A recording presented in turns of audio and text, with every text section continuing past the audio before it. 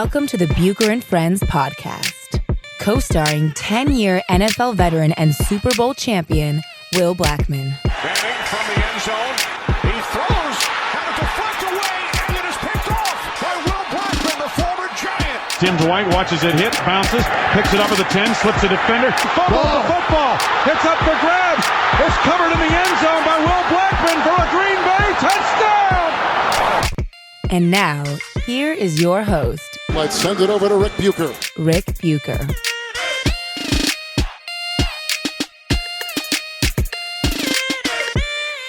Welcome to another episode of Bucher and Blackmon, subsidiary of Bucher and Friends, part of the United WeCast network. I'm Rick Bucher, and he is Will Blackmon, Super Bowl champ, as I can well tell because he happens to be wearing. Is that a Super Bowl hat you're wearing? Conference championship. It's conference. Yes, that's what I thought. Are you drinking coffee? I am. Such an old man, dude. Is that right? Tell you What? Wait a minute. What? Because I drink coffee in the evening. I drink coffee all day long, and I am a coffee snob. How do you take your coffee? Black. Really? I did a taste test when I had a radio show in San Francisco, and I had a co-host who was skeptical that I knew coffee as well as I said that I did. So we did a taste test on air. They went and got a cup from Starbucks, from 7-Eleven, from the little cafeteria or break room at the radio station, and a cup of Pete's. And I could have told you which was which without even tasting them. Just looking at them, I could have told you what was what. But I went ahead and tasted it, nailed it, 4-0. Actually, our mutual agent sent me for Christmas, these rare beans. Not the beans that are like, cats consume and then, I've never heard about this. Like, there's some rare coffee bean that cats eat and then out, and that's like a very delicate type of coffee. I'm not willing to go quite that far, and I think I might have just killed our clean rating on our podcast. Yes, you did. We'll see if our producer can bleep that out. In any event, she sent me these. So you're a coffee connoisseur. I'm a coffee connoisseur. Well, if she sent you coffee, you know what she sent me. Wine. Absolutely. How did she do? How did she do? She did very well. Good. Our agent, Debbie Spander, with Wasserman Media Group. Anyway, we have a couple things to get to. We're not going to dive right into the matchup between the Patriots and the Rams. We've got some time to get to that. Speaking of which, you've been through this experience, as I mentioned, having been to a Super Bowl. I'm just wondering, I didn't plan to start here, but we will. What is it like? You're going to the Super Bowl, and now you have this expansive time, and you're going to the big show. Like, what are the things that immediately crop up, whether they're football related or not football related, that make the experience, the Super Bowl experience, so unique? The instant you're going, what suddenly hit you with things that you had to take care of? Tickets. Yeah, I figured that was one. We got to get tickets, and who's going? Tickets. We got to plan this out. Tickets. That's the main thing, and the only thing that's stressful that whole week is that. Are you allotted a certain number? Can you get more? I forget what it was. We had a certain amount, or you can get more, or get some from other players. But yeah, that's the main thing. Just make sure like they have their tickets, make sure like their travel, hotel, like knock that out immediately so that you can focus on the game after that. And how many people did you have to take care of? I don't even know. I don't remember who I paid for and who I didn't pay for. I know my brother, my dad, obviously my wife, our son. We just had him at the time, Ryder. Mm-hmm. My trainer came, Gavin McMillan. My brother-in-law came, nephew came. Oh, what's up, man? Hey, Maddie, you want to say hello? Yeah. He did want to say hello. That was his way of making his way into the show. What's up, my man? He said, "What's up?" Are you going to say hello? Are you going to talk? You going to what? He said, "What's up?" It's good. Okay. All right. Yeah. You can go now. Thank you. You got it. All right, that was a little interlude. So, among your teammates, who had the biggest following or the biggest group that he had to take care of? Dude, these 2 weeks were the craziest weeks ever. So I can't remember. Honestly, I got the tickets. We got the family. We got everyone set. Travel plans were all set. Everybody was done taken care of. And after that, I just went straight to normal football. Yeah, but you got 2 weeks, which is a little different than 1 week. So yeah, I mean, the first week, everybody gets healthy. You practice here. You get all the real work in while you're here, where your home base. And then next week, you fly out to the place and you try to, practice when you can, meet when you can, along with all your media obligations. And everybody talks about the distractions. They talk about all the things going on. How did you deal with that? Were there a lot of distractions? And if there were, how did you put them aside? There weren't many distractions. We actually had a really good group. We had a really mature team, and we were just ready to go, especially once we knew we were playing the Patriots. We were just ready to go. So the whole week was pretty chill, man. It wasn't much. I mean, we went out a little bit. I think we went to like the mall and hung around downtown Indianapolis. But for the most part, I just laid low and tried to spend time with my family. So is there a distinction between preparing for Tom Brady and preparing for other quarterbacks? It's more so just preparing for the Patriots, because it's the same thing for Tom. Is like if you put pressure on Tom, if you're able to hold the receivers for a little bit, be disciplined, then you have a chance. For example, last week or the other day, they didn't even touch Tom. Right. They probably, the only one they got was the faux roughing the passer. Right. But Tom does a great job protecting himself. But what it is the Patriots. It's just the way they play. It's all the misdirections, all the illusions, all the formations, it's all the motions, it's all the mismatches. They're going to do everything. Whatever you do, they're going to find the weakness and they're going to do their best to exploit it. And if they don't exploit it, then they're going to have to adjust.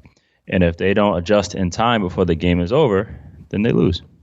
What is the sleight of hand that they do that is the most challenging to adjust to on the fly or to prepare for? Well, the cool thing about Coach Belichick is he literally has done his due diligence his whole entire coaching career. He knows every single defense. He knows every single offense. He knows the advantages, the disadvantages. So, for example, versus the Chargers, the Chargers, they ran some cover 3, and people are like, oh, you can't keep running zone against New England. I mean, you can. So they would put, you have a cornerback that has a deep third, so the receiver took him deep, and then you have another nickel or a linebacker that's the curl flat player. A running back came out to the flat and then ran up, so he took him out of the picture. Then they sent another running back to the flat. So who has him if the flat defender's already gone?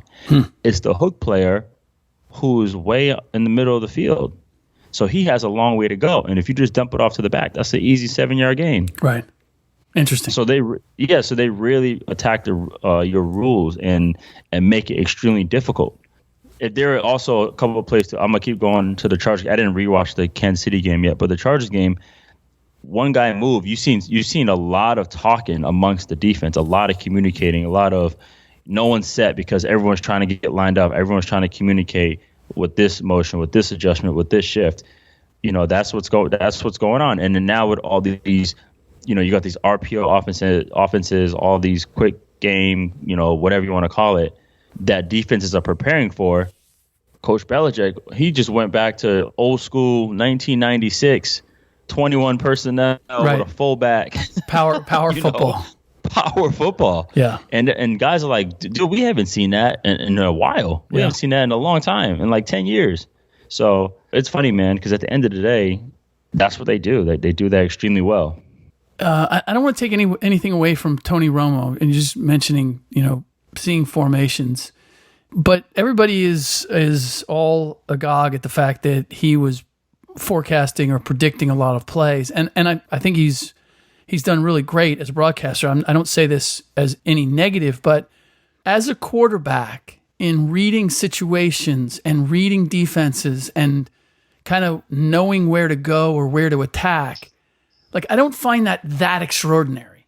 Am I wrong on that? That being who he is and being a cerebral quarterback and having the experience that he's had, that what he's sharing with us, I think there's a lot, maybe they couldn't all express it as quickly as succinctly, but I feel like there's a lot of quarterbacks who could basically give you the same information, pre-snap information about this is where I think they're going to go.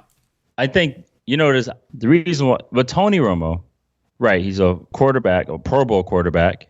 And so, right, he's going through the game as if he's playing. Mm-hmm. So what the consumer loves being educated. They want to know what's, especially today's side, they really want to know what's going on. Right.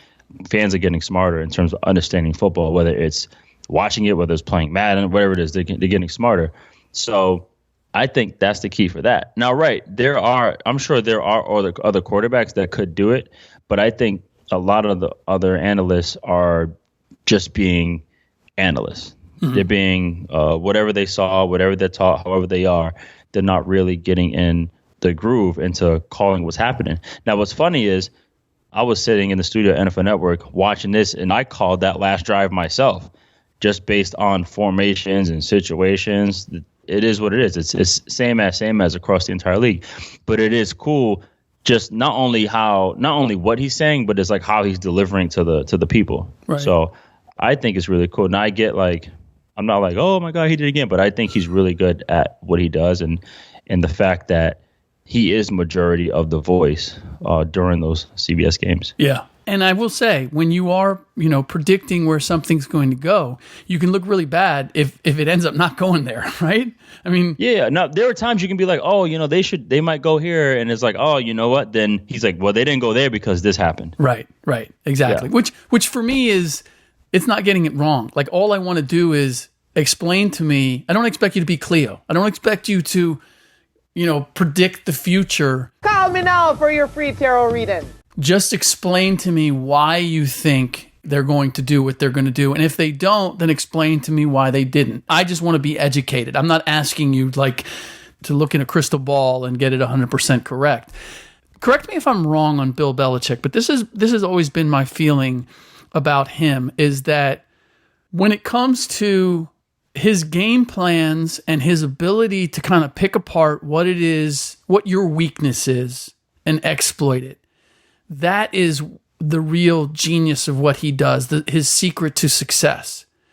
I've never gotten the sense that the Patriots, if on the rare occasion that the game plan doesn't work, that they're really masterful at changing on the fly or making dramatic adjustments. I'm sure they make certain adjustments, but I've never felt like that's what the secret sauce is for the Patriots. That if their game plan coming in doesn't work, they're not suddenly going to rip it up, change it up at halftime, and beat you another way. Am I off on that?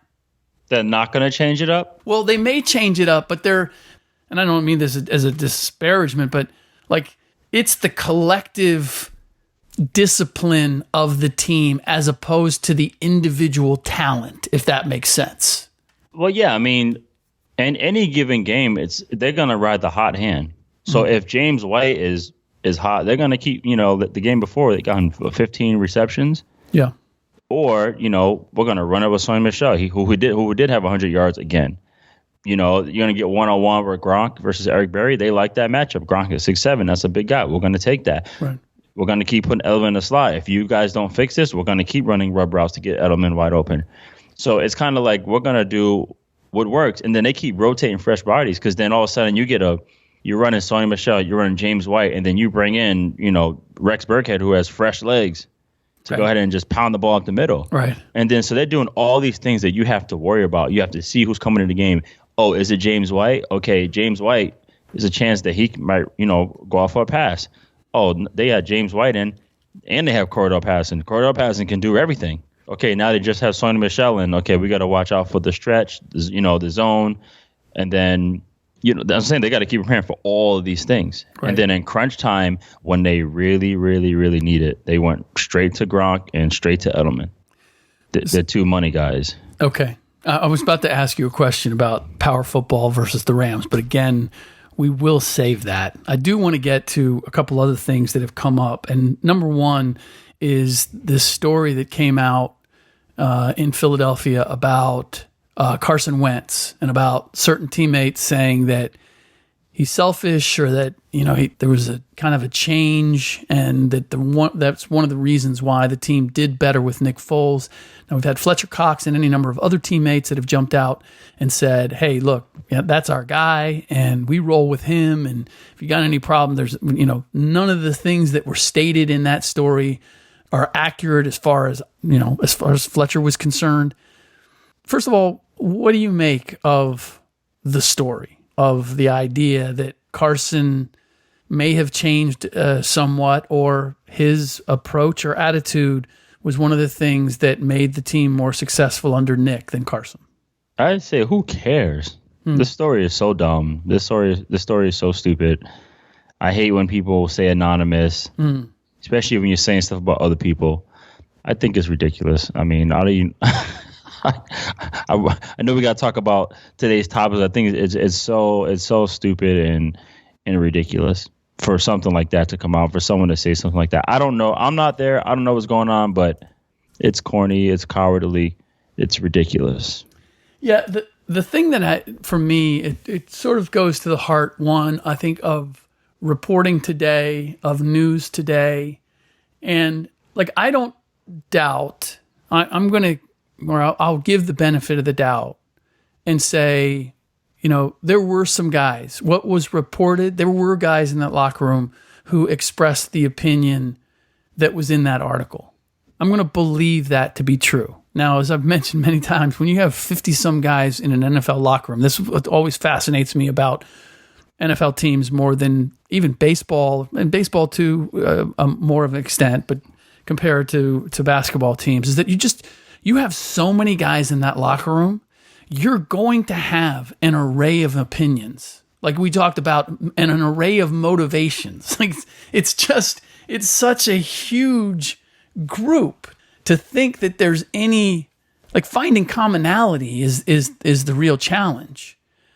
I think what I struggle with is that if you're going to write that story, you have to give the balance of it. You have to put it in context, which is that there are other teammates that don't feel that way at all. And I'd feel much more comfortable with that story if that's how it was portrayed, as opposed to, here are some guys in the locker room saying this, and it begs the question, okay, well, so is that the prevailing notion? Is that just, is that just him? Yeah. Or is it just, it's a faction, or it's two or three guys. And if it's two or three guys out of 53, 54, I'm like, you know what? There's always somebody who's unhappy, or who feels jilted, who feels like Carson is favoring Zach Ertz. Okay, well, who's the guy who's not getting touches as a result of that? That kind of happens on every team in every locker room.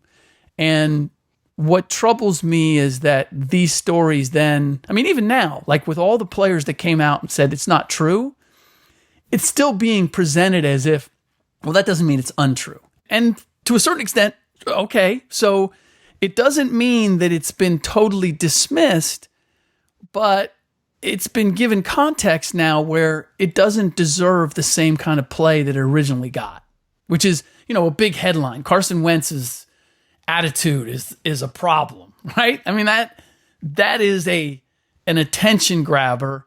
And now when I hear all of these other players that are jumping to his defense, I'm thinking it didn't deserve as a notorious a headline as that ultimately received. Or is it even a real story? Maybe a reporter was speaking to somebody within the building or something, or heard hearsay. A lot of guys do that. Yeah. And all of a sudden this comes out. Well, and the other part for me is, this is always my rule when I was, reporting full time, and that was basically my job. Because if you're around a league or you're around a team, well, I'll just speak for myself. There was a lot of stuff I knew about the ins and outs of the team and what was going on with various guys. And I had to make a decision in terms of where I was going to draw the line. Now, today, it seems like there is no line. Anybody gets anything on anybody, they're putting it out there, and they have the wherewithal. Now, I started in the business when there wasn't Twitter, you didn't have the independent ability to broadcast something that you knew. Like it went through your editors and then it showed up in the paper or a magazine or whatever. And that wall of security no longer, or checks and balances no longer exists. And so I knew all this stuff, and I always thought, okay, well, my line is going to be, if it affects their performance, if it affects their play, if it affects the game, whatever is going on, then it's my duty to report it. I still got to make sure that what I'm reporting is accurate, but now it's fair game because it's impacting the job, it's impacting what is being consumed by the audience, by the fans. And that's where on this Carson Wentz thing, it would be like, okay, can you show me how? Like, if Carson Wentz was that and it was impacting the team, show me how that impacted wins and losses. Show me how that impacted how the team played before I buy into that this is actually a problem as opposed to a personality conflict. The story is not even real. That's not a real story. That's how I feel. It's not a real story. I don't believe that. So you don't believe that anybody has that opinion of Carson in that locker room? No, I don't. No. Really? I mean, I don't know one way or the other, but I think it's plausible that there could be a couple guys in there that, whether you want to call it jealousy or anything else, jealous of Carson for what? Not their cup of tea, and Nick Foles is. Well, Nick Foles is leaving, so they can forget about that. Well, that's the other part too, is you know who's going to be there. You know who the quarterback is. I mean, even if I didn't like Carson Wentz, he's my quarterback. Good or bad, I know that he's the guy that I'm rolling with. So I'm not going to disparage him anyway. It's kind of bold. It's like, unless I had a personal dispute with the person or something, I never feel compelled to come out and want to say something like that. Yeah. Ever. That's why when people, like, I know some people, Aaron Rodgers rubs in the wrong way. Well, I get along great with Aaron. I remember when I came to the to Redskins, I saw people who didn't get along with D Hall, but I knew D Hall since I was like 18, and I get along great with him. I get along great. I feel like I don't have any enemies. I might. I just don't know who they are. Some people may not like me. I just don't know it. I don't know. Will, I've worked with you for a little bit now. I know you a little bit. It's hard for me to imagine you having enemies. I may have some. I just don't know who they are. It's all good. I love them. By the way, this was a piece written or reported by the Philly Voice, and the reporter is Joseph Santoliquito. Apologies to Joseph or his family if I got that wrong. But I don't know every NFL reporter, but I don't know him, so I don't know good or bad or what his reputation is. But I will say, man, you better have this right. You better have it right. Because I was so excited. I was like, "Oh, I'm gonna put this out." Yeah, you got to be smart about these things. Anyway, we'll leave that, and I'll be interested to see. I am so over that. Well, it came out today, so I know you got over it quick. It's so dumb. Well, we'll see. The timing is odd, and as I said, I needed to know more, especially when something is completely sourced like that. And but I'll tell you, this is the difficulty. So I did a piece 6-7 weeks ago now about the yin and yang of playing with LeBron James. The fact that we always assumed that one of the reasons why he couldn't get superstars with him was because he played in Cleveland. He was on short-term contracts. Nobody was sure how long he was going to stay. So it made it difficult. And guys have their choice. They weren't going to play in Cleveland, no matter how attractive it might be to play for championships or have that opportunity with LeBron. So he goes to LA, and now we're still like, Jimmy Butler doesn't have them on their list. Paul George decides to stay in Oklahoma City. Kawhi Leonard supposedly like the Clippers more than the Lakers. So I just went and I talked to as many players as I could. Stars, supporting cast, you name it, across the spectrum. And I asked them, on the record, I said, look, why is this happening? Why would there be guys who wouldn't want to play with LeBron, knowing that he is one of the most unselfish superstars I've seen play the game. And the guy seems to always be punching a ticket to the finals. Why wouldn't you want to be part of that? Especially now that he's in LA with the Lakers. And, as it turns out, guys had a number of things to say about, you have to accept that if you're going to play with LeBron for another star, that you're going to be second. Like, everybody is part of the supporting cast when it's LeBron. Instantly. That's just part of the instantly deal. Second. Yes. And some guys are perfectly okay with that. A guy like Paul George or Kawhi Leonard, they see themselves as competing with LeBron and in some ways playing the same role. So it's sort of like you weigh those factors in. That's why it's not an automatic. That's why you look at the landscape for this year with the free agents like Kawhi, like Kevin Durant.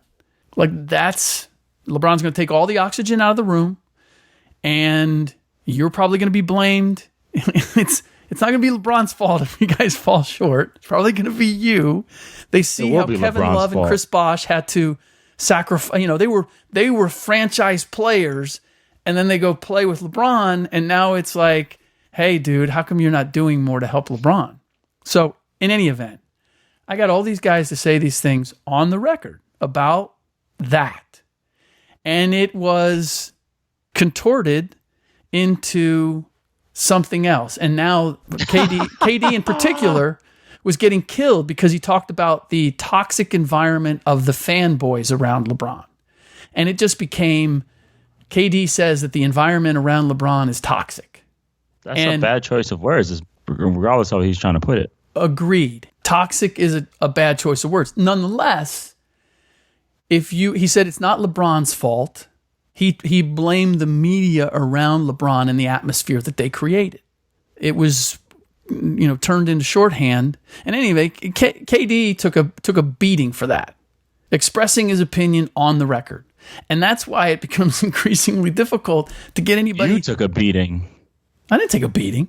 Nobody disputed that I talked. Rick Bucher flipped the story on KD. Put her out there. Actually, I haven't talked to KD since then, so.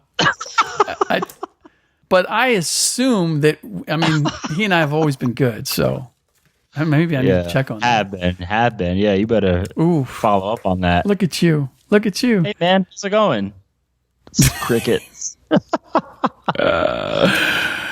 All right. In any event, my only point is, for all those people who complain that, hey, put your name on it, don't source things, it's how the business has become. Because if you say anything on the record, with Twitter, with social media, somebody's not going to like it. Somebody's going to give you a ration for it.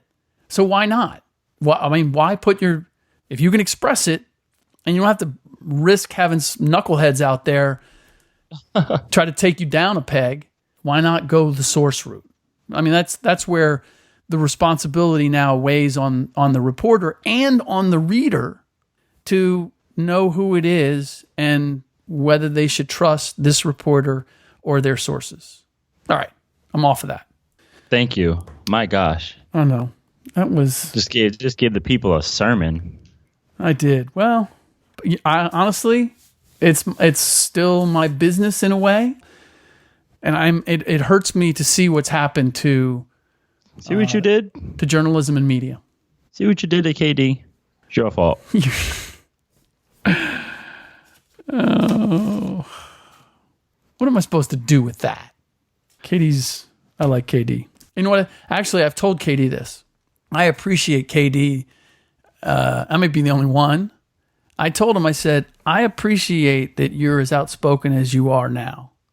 I said, because I never quite believed the guy who was in Oklahoma City, who didn't, I knew you had opinions. I knew you had thoughts about things that were going on. And he played it close to the vest there because that's how Oklahoma City did it, because they're basically San Antonio North. And that's how the Spurs have always done it, the Iron Dome down in the Alamo Dome. So I know there's a lot of people out there that find it a little odd or uncomfortable that KD expresses his opinion. Not this guy. I do want to get your opinion on a lot of people disputing or debating now the overtime because of New England scoring a touchdown and that being the end of the game. Do you have any issue with the rules? I wonder how much of this is people just tired of the Patriots going and they wish that Kansas City had an opportunity, or do you think it's ultimately fair the way they are? No, I mean, the rules are the rules. I mean, yeah, you can change it college style where everyone gets a chance, but you got to stop them. Yeah, that's it. Rules are the rules, man. Would you have it any other way? Do you think there's a better way? I mean, I liked the sudden death, first team to score, because if you win the coin toss, you get a choice. And okay, so why not make it just a field goal then? If you score a field goal, game's over. Or is that too easy? No, it is too easy, which is why they changed it. Yeah, they changed it to first team that scores a touchdown. If you kick a field goal, then the other team gets a chance too. Why not just play 15 minutes of overtime? Health. I could see that for regular season. For playoffs, could you have it different for the playoffs? Playoffs, they can just go to college style. I like that. Oh, starting at the 35? Yeah, and just go at it. Stop them. God, that would be interesting. Those might never end, though. I know. That's why they made it how it is. Yeah. I mean, we still might be watching the Patriots and the Chiefs as of right now. That's right, because Mahomes scored 24 points in like 3 minutes? Something crazy like that. Yeah. Okay. One last thing I wanted to get to. I know you hogged all the time with your sermon about journalism. The reporting. It's an important subject. I didn't hog it. I gave you the opportunity to speak on it. You just said it was didn't. Dumb... There was nothing. Yeah, if I'm short, that means move on. Oh, okay.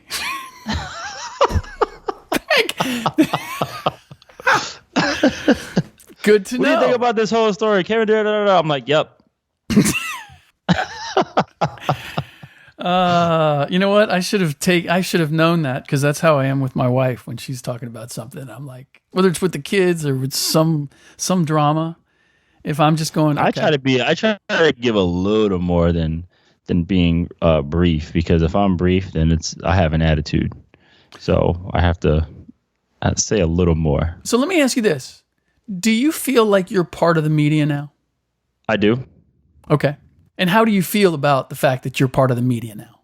I feel great that I'm part of the media, because I can be different and express. I can be a true voice for the players, because I'm giving you the real player perspective, not the Hall of Fame perspective who paid attention to nobody else in the locker room. The real. Are you talking about Carson Wentz now?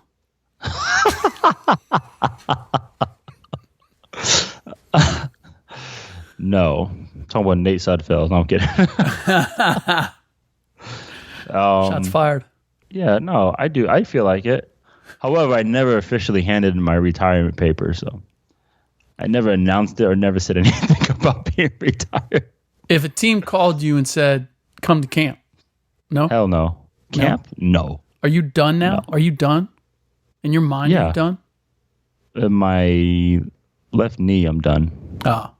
Yeah, I am done. Like I said, I retired. Not so much physical ability, just more so just mentally exhausted dealing with the politics. That's what it was. So if I was sitting here, let's say I was reporting, and then, it was a conference championship game. Patriots was like, "Yo, Will, we need you for 2 games." Yeah. I'm in there. Yeah. Okay. And Shauna, my wife, be like, "All right, get the hell out of here and go win another Super Bowl." You can't beat that. She did have a dream saying that I would get another ring. She said that like earlier this year, earlier 2018. She said, "You will have another ring." And I'll tell you what, she has some prophetic skills. She's been on the money so far in my career. So I'm like, really? She's like, "Yeah, you're gonna get another ring some way, somehow." I was like, maybe I should start training again. I wonder what the if there's a podcast championship, we can get one that way. Your enthusiasm there was second to none. What was your feelings about the media? What was your feelings about the media when you played? I thought it was cool, because I used it as a tool for people to get to know me, because when I first started playing, social media wasn't like crazy like that, but it's a chance to be heard. You know, people actually get to understand you more as a player when you actually get to speak. Now, if I was a guy who, when I was real brief, was like, yeah, we had a good game. All right. Yeah. Blah, blah, blah. Or said something else and just moved on and came across as I had no interest, then that's one thing. So it was just a chance for me to not only just express who I was to the fans, to the people, but also get to know the media guys who were around it. Because in retrospect, it actually kind of helped. There were some times when I was a free agent and working out, and one reporter was like, hey, man, like I hit up so-and-so. They actually hit up GMs. They actually put out reports saying, hey, Will is working out. Will's training. It actually worked out in my favor. And then lo and behold, 12 years later, me entering this industry, I had a boatload of recommendations. You know, that was kind of my thing. Just be a good dude. I used it in my favor. Did you ever feel you were misrepresented? Did I feel I was misrepresented? Yeah. No, because I never really gave writers chance to misrepresent me, because I did my best I controlled the conversation. That was my thing. So if they asked me a question, then I would maybe switch to another topic or ask them a question, or I made it light and fun. It was never, oh, like, get away from me, blah, blah, blah. You know, I just thought it was funny. I enjoyed it. And how did you, I'm really curious about this, because like I've always accepted that, you know, there's times where emotions are running high and a guy may need some time to kind of sort out, or just had a difficult game, difficult result, whatever it might be, to take that into context when I was talking to an athlete. Did you ever have situations, like how did you deal with situations that might have been fraught with emotion or disappointment or whatever it might be, and still present yourself and conduct yourself with the media as you ideally wanted to? Well, I was quick after games I understand what happened. I actually know what happened once the game was over. And so it made no sense for me to go into the locker room pouting about it and being, you know, disappointed. Yeah, I don't like to lose, but I'm not going to have it ruin my day. So I knew to come in there, all right, I know what happened. I assessed whatever's going on, and I'm ready for them to come talk to me, especially if like a play involved me. Then yeah, I'm more than happy to talk about it and then just tell them what happened. That's what a true professional does. That's what a real man does. You stand up. It is what it is. You handle it just fine. I answer all the questions. I'll explain exactly what went on in the play to give people insight of what I thought and what had happened with me. You know, for example, we won the game when we played the Giants in 2015, and Odell made like an unreal catch on me. And I knew as soon as we came to the locker room, I was going to hear about the catch. And I explained it. I was like, listen, I had unreal coverage on him. And then I looked up and I'm like, okay, Eli definitely, you know, threw this ball into the stands. Then I made light of it. I was like, then all of a sudden I seen this giant 4X white football glove like snag the football. And I just looked out. I was like, you got to be kidding me. And I was like, here he goes. Odell's going to dance. And that's exactly what he did. So I got beat. I made light of it. I told people exactly what it was. And it was, you know, it was a big deal at the time when it happened in the game, but after the fact, it was what it was. So I got over stuff easily. That's why I was able to conduct myself in a cool manner. I wasn't the one to sit on the sideline and grieve. I wasn't the one to walk in and throw stuff and be furious. I would be mad, but it's not going to ruin my day. All right. So do you feel better now that I found a way to work my way back to where you could talk about the media? I didn't talk about the media. Yeah, you did. You talked about your relationship with the media. Talked about, my relationship. Yes. With them. That's right. So it was more so about me. I say, how do you feel about the fact that I gave you an opportunity to talk about the media? And you go, I didn't talk about the media. I talked about my relationship with the media. Okay. Who's winning next week? Or are we going to wait? We'll wait. We'll wait for that. We're going to get into it this podcast. We'll save it for the next and see if the trend continues. The Rams started out as favorites, but the betting public has switched that and has jumped on the New England Patriots. In any event, that is it for this episode of Bucher and Blackmon, subsidiary of Bucher and Friends, part of the United WeCast network. By the way, you've heard us mention United WeCast Network. We are part of a network. We have a couple of other podcasts on the network. We'll be adding some more. One of those is by comedian actor Gary Owen, who serves up the hefty dose of ADHD barbershop-style storytelling focused on his most recent experiences on the road as a stand-up comic. He's often joined by special guests like his wife, Kenya, his dad, celebrity guests, and Gary covers everything from the latest in pop culture, sports, and entertainment with his signature sense of humor. Find Get Some with Gary Owen on iTunes or wherever you get your podcasts, or you can even watch the show on youtube.com/GaryOwenCom. All right, that's it. In our next podcast, I will be joined by Jared Dudley of the Brooklyn Nets, and you don't want to miss this one. We are BC. Yes. That's how you do it. Exactly. And you can't have Jared on. Oh, that's disrespectful. How you get Jared on the podcast without me? My apologies. It was when Jared was available. It was during the day you were training. Any event, Jared will come on, and we are going to talk about a variety of things. First of all, the surprising Brooklyn Nets and how good they've been. D'Angelo Russell and transformation from what he was as a persona non grata with the Los Angeles Lakers. Now Jared, of all people, is touting D'Lo for the All-Star game.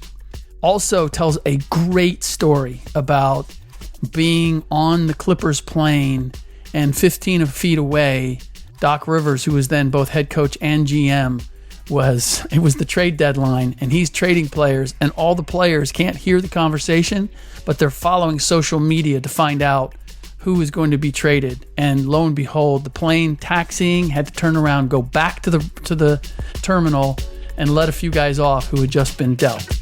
That and much more with Jared. In the meantime, thanks for listening.